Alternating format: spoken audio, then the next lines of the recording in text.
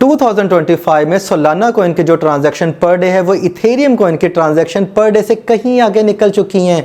एक दौर था जब 2014 में 2015 में बहुत सारे आल्ट कॉइन्स ने, क्रिप्टो करेंसीज ने ये दावा किया कि वो इथेरियम किलर हैं, लेकिन वक्त के साथ साथ वो अपने आप को मेंटेन नहीं कर पाई और आज के दौर में उनका नाम लेने वाला भी कोई नहीं है। लेकिन कुछ अरसे के बाद, कुछ सालों के बाद एक ऐसा माइका लाल पैदा हुआ जिसका नाम था सोलाना क्रिप्टो कॉइन। इस कॉइन का अगर हम आज का डाटा निकालें, ऑन चेन डाटा सारा मौजूद है ब्लॉकचेन के ऊपर, यही तो अच्छी बात है ब्लॉकचेन टेक्नोलॉजी की। आज का डाटा उठा के देखें तो ट्रांजैक्शन पर सेकंड इथेरियम से ज़्यादा है। इसका जो वॉल्यूम, डेली वॉल्यूम जनरेट कर रहा है, ये इथेरियम से ज़्यादा जनरेट कर रहा है। डेली ट्रांजैक्शन भी इथेरियम से ज़्यादा हो रही हैं। अगर हम एवरेज निकालें तो इसके ऊपर डेप्स भी बहुत तेज़ी से बन रही हैं। खैर, मेन मुद्दे की तरफ आते हैं। अगर हम आज की डेट में जो एवरेज प्राइस है वो $140 से लेके सोलाना कॉइन की $150 के राउंड अबाउट मूव कर रही है ना, $140 से $150 के राउंड अबाउट। रियल क्वेश्चन ये है कि अगर हम आज 10 कॉइन्स बाई करते हैं सोलाना कॉइन को, तो 2027 में उसकी वैल्यू कितनी होगी और 2030 में इसकी वैल्यू कितनी होगी। ये एक ऐसा कॉइन है जो कि आपको सही मायनों में रिच बना सकता है। और यही बात मैं इथेरियम और बिटकॉइन के लिए भी बोला करता था। $35 का था इथेरियम जब मैंने रिकमेंड किया था कि इसको होल्ड कर लो, ठीक है। ये जो बिटकॉइन है उसको मैंने पहली दफ़ा $2500 पे देखा था, क्रैश होकर $1800 पे चला गया था।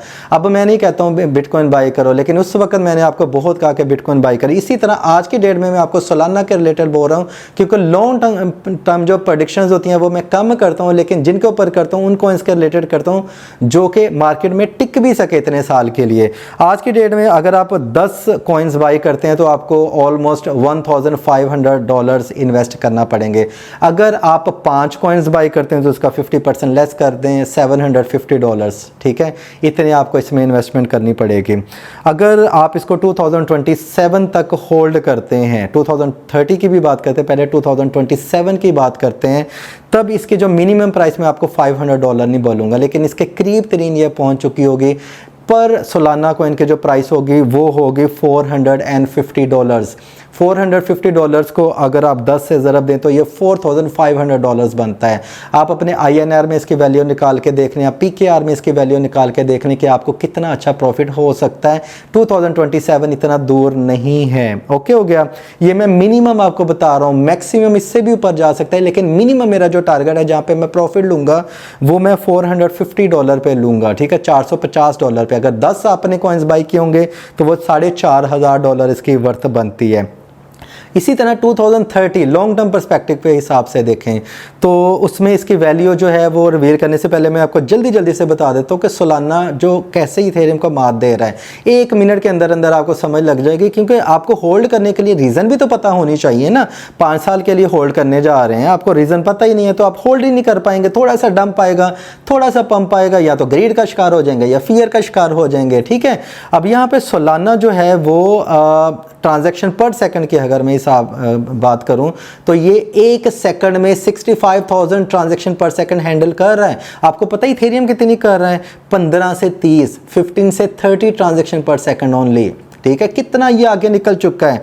अगर मैं इथेरियम की फीस की बात करूं, नेटवर्क अगर कंजस्टेड ना हो, प्राइस में वॉलेटिलिटी ना हो, तो ये मिनिमम $5 से लेके $50 या $100 तक भी अगर नेटवर्क कंजस्टेड हो तो इसकी फ़ीस देना पड़ती है। सिर्फ ट्रांजैक्शन, मतलब $1000 सेंड किया तो ईजिली $50 से लेके आपके $1000 तक कट सकते हैं अगर नेटवर्क कंजस्टेड हो। नॉर्मल आपको $5 से $10 फीस देनी पड़ती है। लेकिन अगर आप सोलाना में ट्रांजैक्शन करते हैं तो आपको सिर्फ $0.02 मतलब 0.022 सेंट प्राइस देनी पड़ती है, बस दैट्स इट। और मिनटों में, सेकंड्स में मतलब ये ट्रांजैक्शन जो है वो एग्जीक्यूट हो जाती है। मिनट्स तो मैंने ही बोल दिया है। लेकिन इथेरियम की एक बात अच्छी है कि इसके ऊपर डेप्स काफ़ी ज़्यादा हैं। ये मोर डिसेंट्रलाइज है as compare to Solana, as compare to Solana. Solana इतना ज़्यादा डिसेंट्रलाइज नहीं है, ठीक है, क्योंकि इसके जो वैलिडेटर्स है वो काफ़ी कम है और इथेरियम के काफ़ी ज़्यादा हैं। यही एक बात ऐसी है जो कि इथेरियम को ज़्यादा ज़्यादा लोग पसंद करते हैं। लेकिन अब ज़्यादातर जो शिफ्टिंग हो रही है, जो कॉइन्स ERC20 टोकन इथेरियम के ऊपर बने थे, अब वो सोलाना के ऊपर जंप इन कर रहे हैं, क्योंकि सोलाना की टीम लगातार काम कर रही है, लेकिन इथेरियम प्रोजेक्ट के ऊपर इतना ज़्यादा काम नहीं है और इसकी लिमिटेशंस हैं। और इसका यूज़ केस क्या है, इथेरियम का डाउज इसमें भी है, सोलाना में भी डाउज बनते हैं, ERC20 टोकन्स बनते हैं। इथेरियम के ऊपर जो बनते हैं टोकन उसको ERC20 टोकन कहा जाता है। यहाँ पे सोलाना के ऊपर जो बनते हैं उसको SLP टोकन बोला जाता है, ठीक है। NFTs इथेरियम के ऊपर भी बनती हैं, सोलाना के ऊपर भी बनती हैं। डैप्स इथेरियम के ऊपर भी बनती हैं, सोलाना के ऊपर भी बनती हैं। स्टेबल कॉइन्स इथेरियम के ऊपर भी आ रहे हैं, सोलाना के ऊपर भी आ रहे हैं। डिफाई सोलाना के ऊपर भी है, इथेरियम के ऊपर भी है।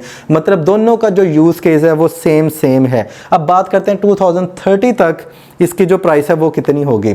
2030 में इसकी जो मिनिमम प्राइस होगी वो $900 से लेकर $1000 तक होगी एक सोलाना कॉइन की, ठीक है।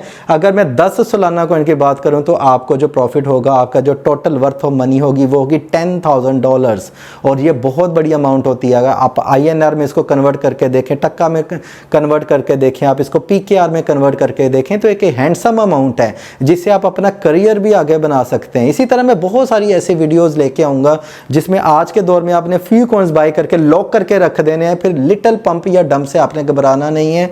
बाद में जब 2030 में अपना पोर्टफोलियो देखेंगे तो आप खुश हो जाएंगे। उम्मीद करता हूं कि इस वीडियो में मैंने आपके साथ इंसाफ किया होगा, कंटेंट के साथ इंसाफ किया होगा। अगर आपको लगता है कि आपको 1% भी नॉलेज मिला है तो वीडियो को लाइक एंड शेयर करना मत भूलिएगा। अपना ख्याल रखिएगा। Happy trading, take care, bye bye, love you all.